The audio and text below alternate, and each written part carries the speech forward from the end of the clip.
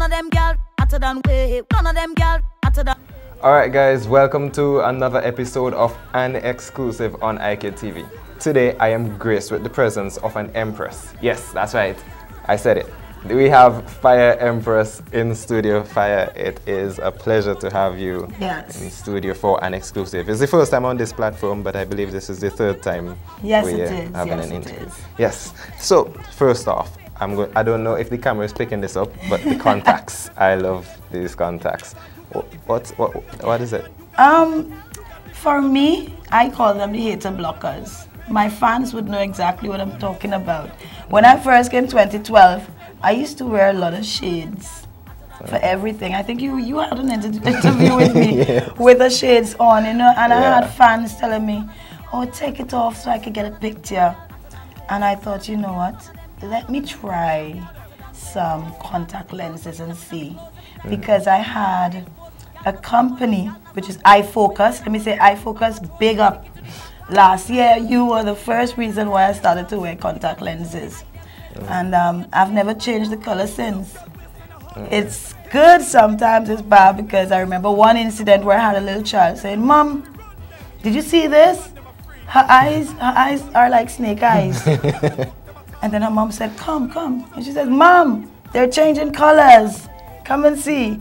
You know, so I saw that it was attractive, and I said, let me see if I can do something that would brand me. So this is what I've been doing for 2 years. These colors have been there for 2 years. Yes. Well, it's a good thing the shades are off. Because you want to know what my first impression was? Tell me. What happened to your eyes? Yeah, and you know there's this new thing now where you can tattoo the eyes and all sort of. Yeah. But no, I haven't gone that far yet. Yet? So you're looking into that? No, I'm not. No, I'm not. But I love the get up anyway. Thank you. I should lose this jacket then. No, you looking fine. We could do this. Alright. Right. Okay, so guys, we're here to speak to Fya Empress because it's Carnival again, yes. And not only is it Carnival again, but Fya Empress is, should I say, a music legend?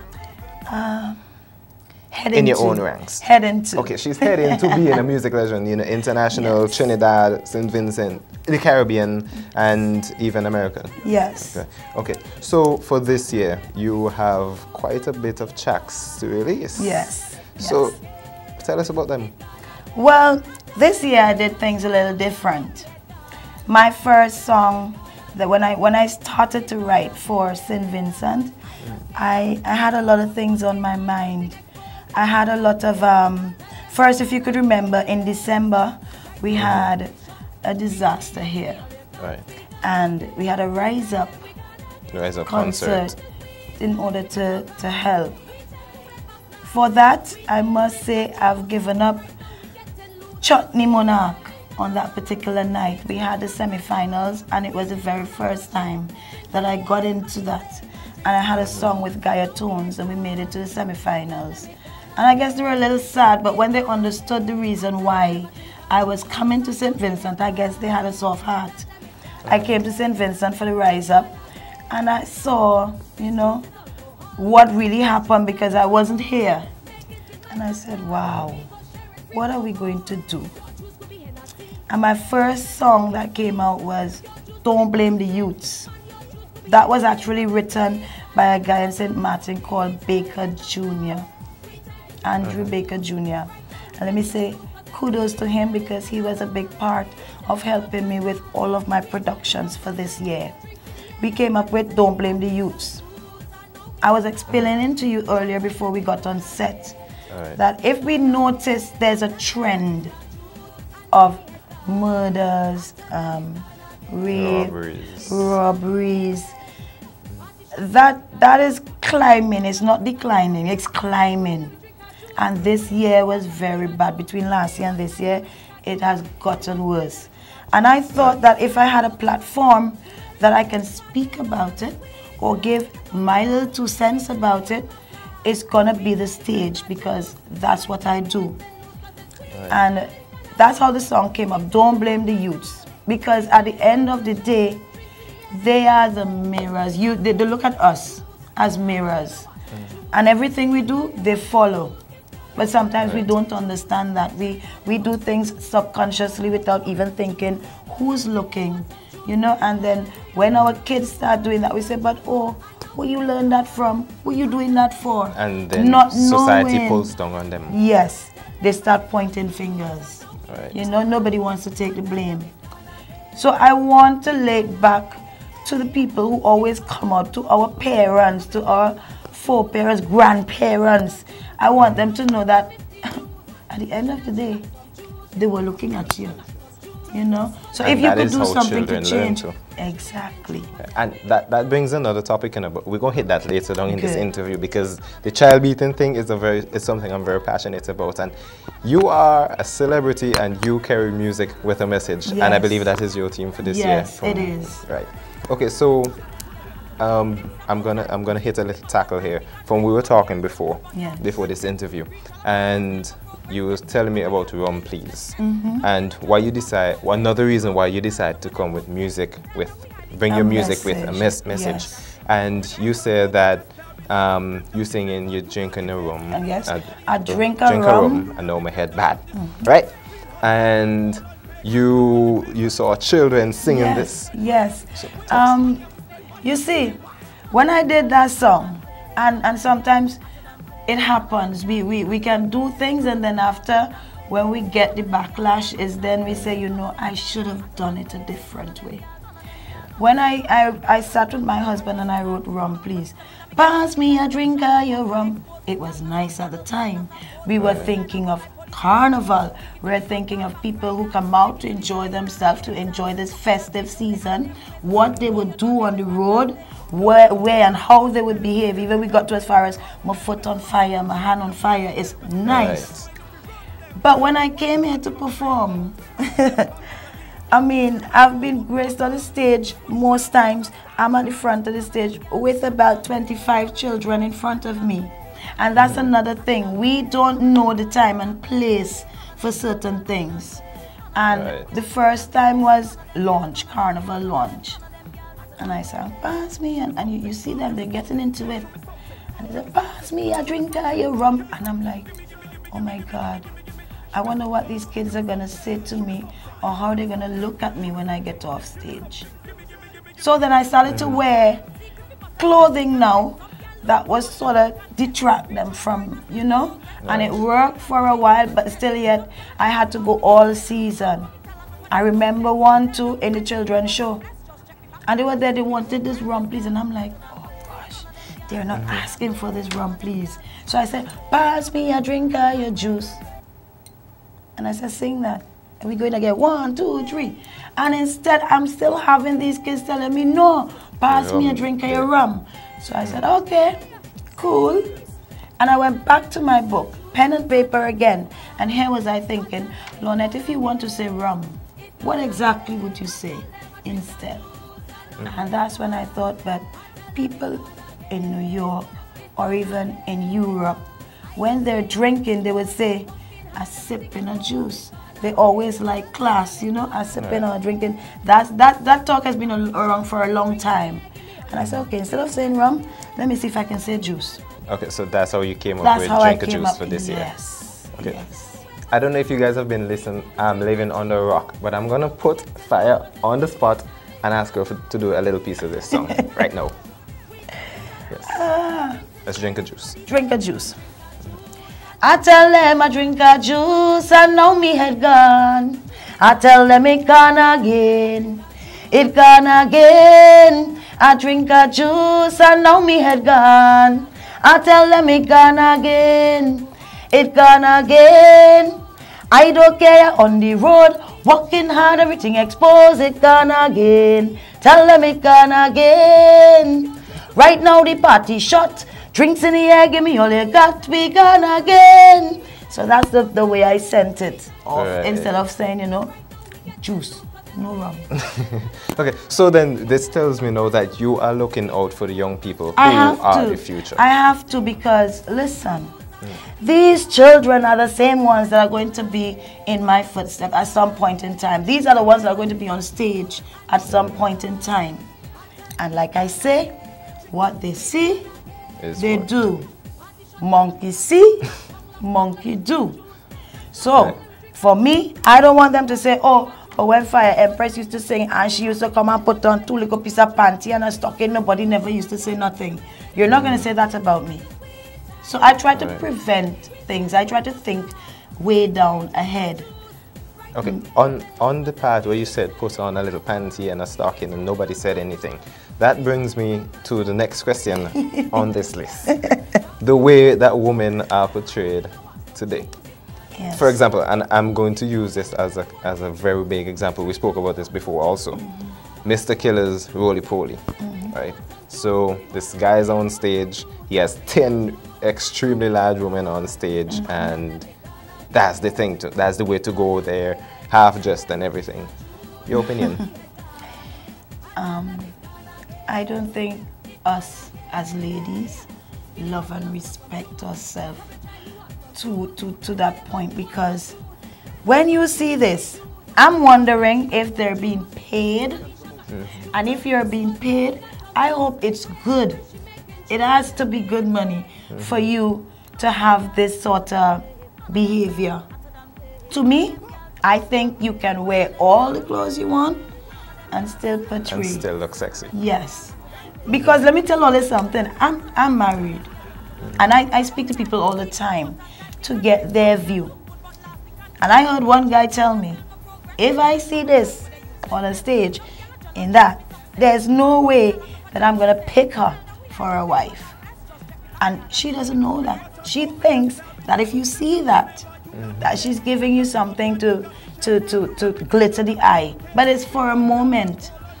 I think that when we're doing videos, yes, we could, you know, because you have people in the States doing all these little nicky knacks and jumping and everything exposed. But St. Vincent too small for that. St. Vincent is too small. The Caribbean is too small for that. We don't have time and play. We don't say put this thing at a certain time. We're gonna play this after 12 when the kids are sleeping. Our videos show all day, so we should think about that. We should think about what message you're sending across. I don't really look at the video. Killer, I love you bad. I love Killer bad because he has stage performance. I'm looking forward to him next year because I've seen him many years before, Soca Monarch, and I love his style. I've never seen him brought big women. He's always had his own thing. He's a dancer. He's a writer. I think he's good. But I don't know what happened this year. And that the year that I thought that, you know, something might not have happened, it happened because he sang roly-poly. And everybody fall, you know, everybody loved this thing. In Trinidad and Tobago, I think that these women felt good. Some of them felt good, while some felt that it was a disrespect. You cannot get everybody to say, yes, it was good. You can never get 100% like that. But I'm looking forward for him next year. But I guess that's what he thought would have gotten him to the other level. And that is exactly what got him to the other level. But do you think, right, that the acceptance level for not only Mr. Killers, but I'm probably gonna get attacked for this, but I'm putting Hyper 4000. But I woke up and he has other videos that are coming. I know he's releasing a video soon. Yes. But do you think that these lifestyles of prostitution, like if I could put it like this, actions of ladies could be because of something inner that they feel, okay, maybe it's time to get off the goody two shoes thing and be bad? No. Like again, St. Vincent is small. Everybody wants attention. Attention is what is causing this. So it is strictly attention. Strictly and money. Attention. Think money? I don't know. I don't think so. Because I think he has no money here. Okay, yeah, money. True. It's true because I don't think, because that is true, you know, because I don't think half most of them do gets it for paid. free. Right. And then I'm asking, okay, if I do this for free, what am I gonna gain? What is it for me? Being on TV half naked until they decide that they don't want this video anymore? And that's what I'm saying. We as women don't think about ahead what is going to happen or the repercussions of the things we do. Yeah, because, and the other thing is there are some, right, who believe, for example, that, okay, yes, I can go on television, I can show my butt, be naked, and then, so yeah, I can do this, but I want one of them marriages with the fancy fancy eatings and everything. Yeah. You think that can actually come across? Do you think it's possible? When you have no brain, yes. when you're thinking about yourself, when you don't love yourself, these things happen. I mean, it's easy to do, you know. We want attention. Us as women love attention. We look at the social media too. We have to blame the social media for some of the things that are happening. Because when you go like on Facebook or you go on Twitter or you go on anything and you see certain things, you think it's okay to do it. And it's when you get into it now, when you realize, why nobody not smiling at me anymore? This guy used to smile and tell me hi. Why isn't he do it anymore? Yes, or something. Okay. Okay. In my studies, right? Because I've been studying media, right? And one of the very first courses that I came across said sex sells. You've done a music video for Run Please, right? Yes. Okay. Was that in any way your approach in selling your video? That particular video, I've done one called Secrets. And I hope that you will get that one soon because it's been in Trinidad around for a time. It's even on YouTube. I think that's the first one I did. I did one here in St. Vincent, Bam Bam Talk, back in 2012. Right. And when I saw what I had to work with, and that's another thing, you have to have something to work with when you're doing a video. You have to have a concept. One hand can't clap. So I would come up with something, this team come up with something else.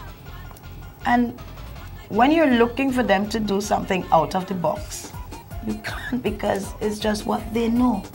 You know, and I got it. I'm grateful for it. Thanks for everybody that has been in that Bam Bam Talk video. But for me, nothing is selling in it. I can't see why I would look at it. So it's like there for me, you know. Then I did Secrets. That one I involved my husband, and I had 3 of my main dancers in Trinidad and Tobago. They weren't naked. I was not naked. I like a lot of gothic stuff, spikes and stuff. So that's what I use. I use a lot of dress up and get ups and that. And I felt it. I liked it because they did a lot of face shots. So it was more of me and what I was saying. It was basically none of them girl hotter than we, you know. And right. So I saw that it was okay, but still yet not what I wanted. Okay, so once again, it comes back to music with a message. Yes, yes. Okay, so I'm going to jump the gun and I'm heading down to Trinidad and Tobago right now. So Trinidad and Tobago International Soca Monarch this year. What was that like for you? Well, let's start from last year. Because when I went there with Run Please. Right? That was my first time in the finals. We've always made it to semi-finals, never get into the finals. And I believe one of the reasons why that happened, there are different strategies that you can use. Like I say, if you don't get through the front door, please squeeze in or kick in the back door, or the window door might just slid open. I'm telling you. You cannot sit and say nothing is going to happen. If this isn't working, try something else. That's what I did. But when I brought that song to Trinidad, I remember a co-host telling me, well, you know, this is good for St. Vincent, but you know, you have to sing something else. And I was like, I have to sing something else. And this was a finalist and also a winner from Soca Monarch in Trinidad and Tobago that was telling me that. So still it was food for thought, because I like to take constructive criticisms. No matter what you say, I always try to make it work for me. I'm not going to get mad because you say this. So when he said, that ain't gonna work, I looked at my husband and I said, okay. And I said, what about a collab if I mix it with somebody? And I thought, first, I got the offer from Marshall Montano. And like I say again, I'm a woman, so I think of repercussions. Nothing is wrong with Marshall. Big up Marshall. Hey boy, you're bad like that. But I thought of stage, time on stage, what it's going to look like, because this is a star, right? This is a big name that we're thinking of. And there was a year that Fya and Bungie came here, I think that same year of 2012. And I told him, I said, I'd like to do a collab with Fya. And she said, you know what, why not? Let's do this, because all of Vince's is party different. You must always remember that. We are different. Vincentians have something that outsiders love. But you know what? We don't like ourselves. That's what I think it is. We always try to adapt. Exactly. Or we always want somebody else's thing. We never like to sell our product. Right? So I told her that, and she said, you know, why not? Let's do this. When we were in studio putting down that song, we had DJs waiting to take that straight off and that straight to the radio. It was on the Twitter line. It was everybody, Fya and Fya Empress. And it started. That's where it started for me. Everybody wants an interview. Everybody wants drops. Everybody wants plates. Till I started making jokes. I said, I have no plates. I have saucers and spoon and forks. Nothing I have, you know, but it was nice. I enjoyed that time. I got on more shows, you know, and it went straight into Soca Monarch. Soca Monarch night now, maybe they would have thought, if it's a collab, then she's going to bring Fya. So, you know, they're there waiting. Hello? We know what we're selling. I am a lone Vincentian on stage there in Trinidad and Tobago to market what I brought from St. Vincent, which was rum, please. And we did the same concept. We did the same thing. We let them know that, you know, Pirates of the Caribbean, what it did in St. Vincent, where we want to go. I think we have the best rum in St. Vincent. I never tasted it yet, eh? But I think we have the best rum. I hear, sir. I hear they can't travel with we rum because we rum too strong. Yeah, so I keep hearing I can't drink.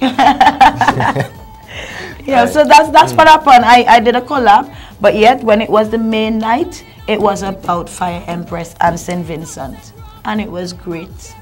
Last year, and that's not last year, that's this year now, because we just passed their carnival. Right. Yeah. I did Catch It. And of course, they did catch it, because I don't know, I think it's the rhythm in the front. Dun, dun, dun, dun, dun, dun. You know, they went for that, and it was a nice groove. I did a few collabs on some rhythms, and it was good. I went in with Roy Cape All Stars. That was my way of getting into Trinidad Carnival, doing most of the fets with them. And a lot of people would think, oh, man, she making money. Listen, not all that glitters is gold. And my mother always told me never to get jealous and think of what people have, because you don't know how they get it at the end of the day. I work really hard. And sometimes I do too many free shows, I think. But then you think about what you would get down the road from it. Most of my shows this year for the carnival was free. But then you did it for free, hoping that you're gonna make that final stage.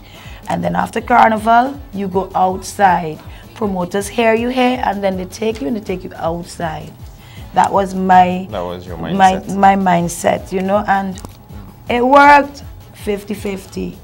Because when somebody gives you a spot, at the same time, they're thinking of themselves. They're thinking, is she going to do better than me? How's the crowd going to take me after she walks off the stage? It's a lot of things. I mean, this business is trouble. Yeah? This business is trouble. Okay, so speaking of business in trouble, in St. Vincent, the music industry seems to be, I'm going to say, in a struggling position. And I'm thinking personally that it is because, one, they don't accept constructive criticism. Two, there is this stereotype thing, okay, you're new and I'm skeptical about your music, I'm not going to play it. Because we actually had young artists in studio who said that they're having trouble with radio stations playing their music also.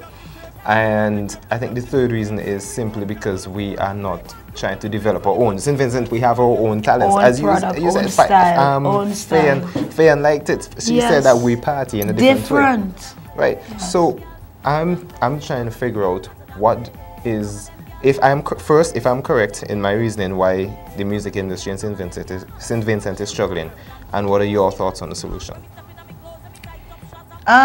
First, let me say, we don't like you say, constructive criticism. Everything somebody tells us, we take it in our own way. We don't like to mark it our own.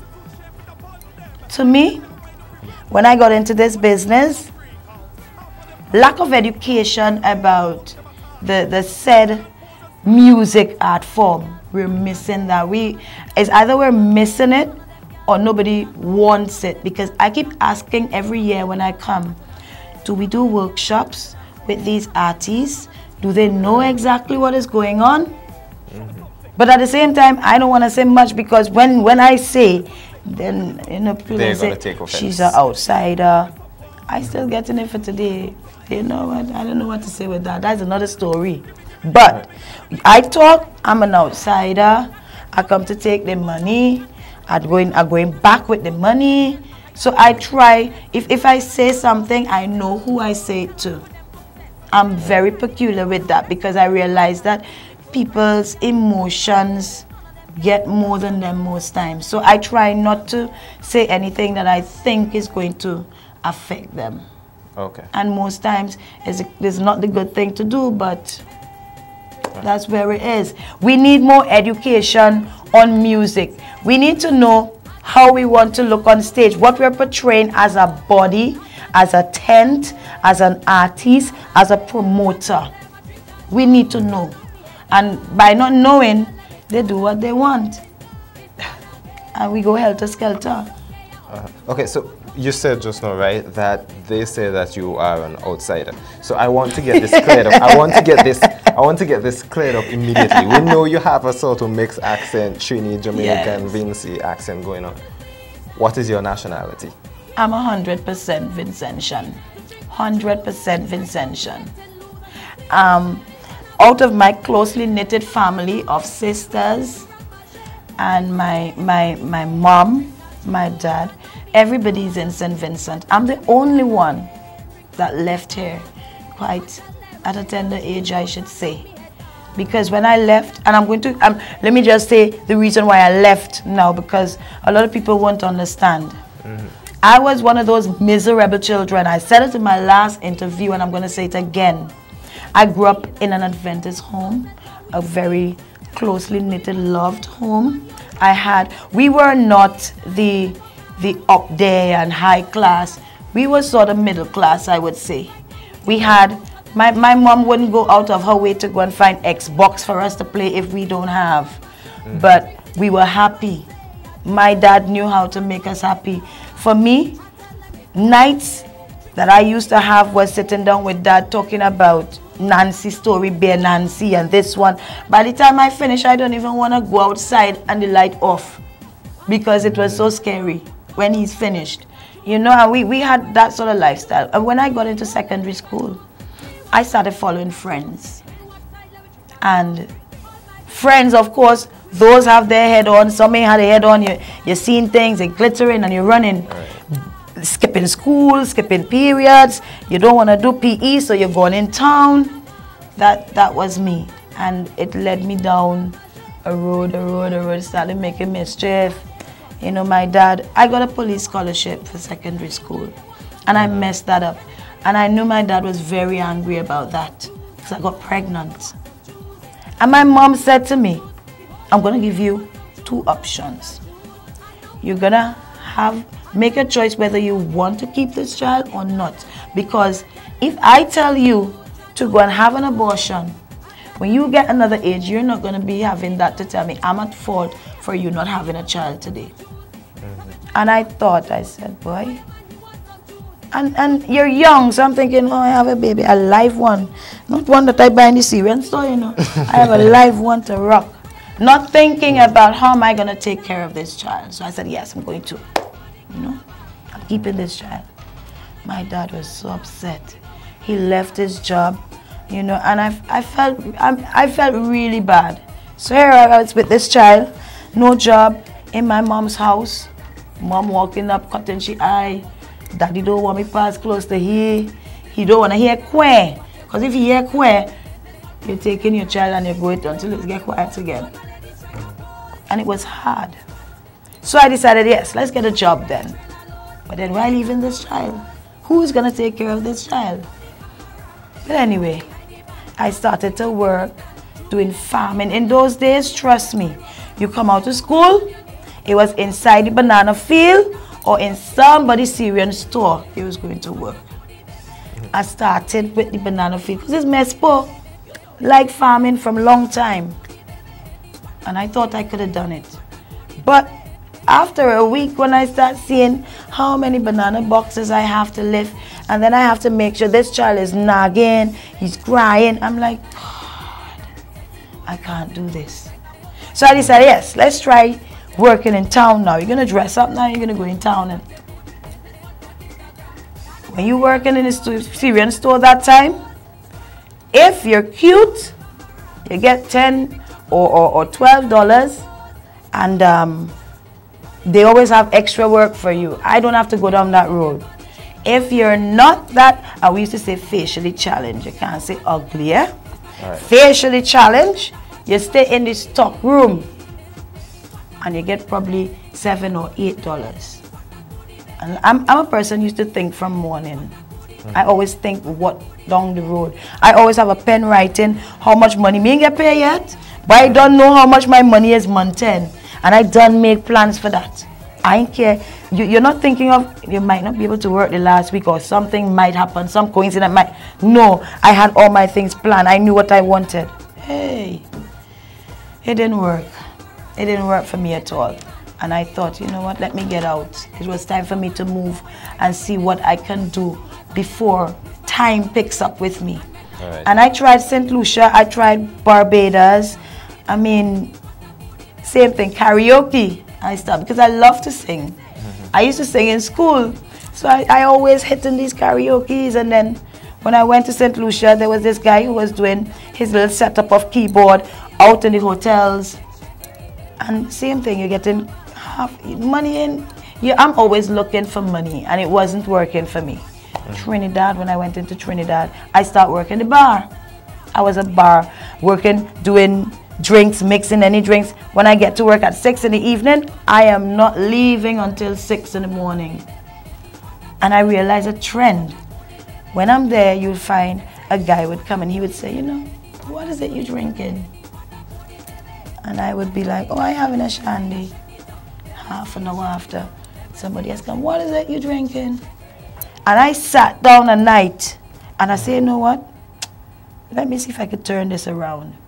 Every time somebody come and ask me what I drinking, because I never, remember I told you I grew up in a 70 Adventist home, alcohol was not my thing. So I said, you know what, let me see if everybody come and ask me what I drinking and I say I want a Bailey's. Let me see what my night is gonna end up with. And that particular night when I said I was gonna do that, I made like my night pay. It was good. So that was my thing. I started to take my drinks. So a Bailey's is $20. If I have 20 guys, and it was a club. If I had 20 guys buy me 20 Baileys, come on. I was going home happy. I didn't have to look and wait for my paycheck. You know, and everything comes to an end. As we know, everything that goes up must come down. And the club closed after like 4 years. And I left and I went to Tobago. When I went to Tobago, I was like, oh, this is a tourism island. You can sell from chains, CDs, anything, because it's a tourism island. Right. And that's where I started off. Money started coming in. I started singing again when I got enough money to buy my own system. And this is what I do for today. I work 7 nights a week in the hotels. 1 hotel each night. Okay. You know, and it works. Okay, so I realize there's a trend here. The Seventh-day Adventist, that's where you grew up. Yes. And we know you have children, but you have one specific daughter. She was into music. Yes. And well, I went to college with her. And you don't listen to him. I'm not that old. I did not imply it. But just kidding. Right, but she sings music, and yes. I knew then she was very good at gospel music. Yes. And I'm speaking about Janique Ned. Yes. But so far for this year, she has 2 music released, and they're not gospel. Yes. How did that come about? First, let me say, apple don't fall far from the tree, right? So I'm probably gonna take part blame for that. But I think she's testing the grounds. I don't think that that's what she wants to do, but she's testing the grounds. I didn't know anything about it. I saw it on YouTube like anybody else, and I got really angry. I got angry because, like I say, I just say shame face. I don't like anybody have anything to throw in my face. I try to prevent that. So if she had told me that she was getting into music, I want to see what she's bringing to the table. I wish I had that first chance to see, and then I would tell her, you know what, change that. She's a very good writer, because as far as I've been told, some of the songs that we have this year that are out, she's responsible for penning them. And I just thought that I would have been the first person to know. She would have told me, I would have made sure that the music was sounding a certain way, and she would have a certain look. My daughter doesn't look like a soca artist. She doesn't have that profile. And this is what I'm saying. When you're into something, you must have a profile. I know what I want out of this. I know where I'm going. And if my daughter wants to do that, then I will guide her. Now I know that she's on the playground. I have certain things in store that I'm going to do. You know, it didn't get much airplay this year. She didn't get it, but that's all to blame for her, because if she had told me what she was doing, it would not have been such a laid-back start. But there's always next year. I love her to death. And like I say, I was in the Seventh Adventist faith. I made my choices and I did certain things. There are some that we can change now. There are some that we can't change, and we have to accept. My daughter has been in the faith also for such a long time. And if she feels like, you know, singing something now, I hope that she has a message that she wants to portray. I hope that she knows the platform. And only time would tell. Okay, so can we expect a collaboration at any time? Even though she's on the playground, can we expect a collaboration between mother and daughter Fya Empress and Janique? Why not? Why not? Soon, but I know it's not going to be now. It's not going to be now because I don't look, like I say, I don't look at her as a soca artist. If I had a chance of putting her in Carnival, I would have given her a calypso first. I would have done that because she has a very powerful voice and she sings with emotion. She's deep. So I expected her in calypso or even groovy. I like the songs, yes, but they were not the songs that I would have picked for her for her first time. Okay. But it's already happened. Okay, so coming down to the end of this episode, time is running away from us. Yes. But coming down to the end, we're going back to where we started, music with a message. We know that in St. Vincent we carry in a certain message that is not exactly what we will want after Carnival, but the fact still is that is what we're pushing. Why? And if we know that we're not going to be playing these after Carnival, I mean, what's the purpose of bringing them out? Saltfish. Soak it good. I don't know about you guys, but I can already tell her opinion on saltfish by the facial expression. Soak what good? I'll keep mine on. We're gonna have to bring you back for another episode. It has indeed been a pleasure. I mean, I have so many things to say, but my bit of advice to artists out here: come on, we have a platform. We are like politicians, and that's what they don't understand. We have power, but we don't know how to use it. And that was one of the arguments in Vybz Kartel's case, that he has influence and he neglected to use it in a proper way. And that's exactly what we're doing here. Exactly. I want to see a change in that. I mean, like I said, the murders and all these things that has been happening, we have a voice. Why aren't we coming together and use what we have to help in whatever little way? I'm not saying that it's going to change everything completely, but if there's a Fya Empress fan out there and let's say somebody got murdered, I'm sure that person would like to hear me say, rest in peace, da da da, please don't do this, put down the guns. They're waiting for that message. They're waiting for anything that we say. You know, and sometimes we just use our platform wrong. Or you might think that this is not the time for platform, but this is the time. It's carnival. You ain't getting another time. No politician can come and talk to me unless it's election. You understand what I'm saying? I got a politician can come and tell me, have a message for me. Tell me when it's election, okay? We'll talk about that because we have a long campaign. So does carnival. Carnival have a campaign. You know? So campaign, use your platform. Talk about these things. Young people are always there. They're looking at us. We're their mirrors. And whatever we do, 10 years down the road, little Bob is going to do it too. And what is it? Anything better? No. Okay. And one last thing. You have a song that is to be released tomorrow. What is this song? It's called Fire Meets Ice. And I know when you hear that, you're wondering, Fire Meets Ice? What are you talking about? I ain't even singing it for you. I'm not even going to give you an acapella. I don't think I want to give you an acapella because I want to see what people are going to think, because you hear it. The name is Fire Meets Ice. I will be looking forward to that. And then I'm going to bring you back here again to talk strictly about music. Sure. So until we meet again, people, love you, stay good, and remember, put God first in everything. Okay, Fya, it was indeed a pleasure. We have so many issues and so little time to discuss. Yes, yes. But it was a pleasure having you in studio. Looking forward to that next interview that is soon coming. Soon. Maybe before the competitions. You never know. Never know.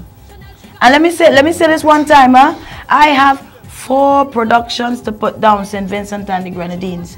The average artist out here probably do 2. Let's just say raga and soca, or one might do soca and just calypso. I'm doing all 4 productions. And right now, hey, things sticky. So if you're out there and you can help me, I'm all here. I'm looking for your help. Fya Empress needs to get these 4 productions on. You hear? We need to get them going. Dancers, well, all you know how it go. My team, love you guys very much. I mean, I know some people thinking that my team crushed because they're seeing me alone this year. But like I say, I can't show you everything I do, and we just have to wait until we get to that particular spot. So to my team that is working very hard and feverishly hard, because I know 4 productions is not an easy thing to put together. It's over 30,000, and you can't even win back 40,000 or 30,000 when you look at it. So, but at the end of the day, it's giving them something that they can look forward to next year. They say, oh, I love Fya Empress. They say, I know she's going to come back. We need to keep that. So people, until we meet again, safe carnival. All right. Guys, you've had it. This is music with a message, and you've got it right here on an exclusive. And I believe it's the first stage that you've opened up like this, like you have. Yes, because I always thought that whenever people talk, people don't like to hear you talk negative.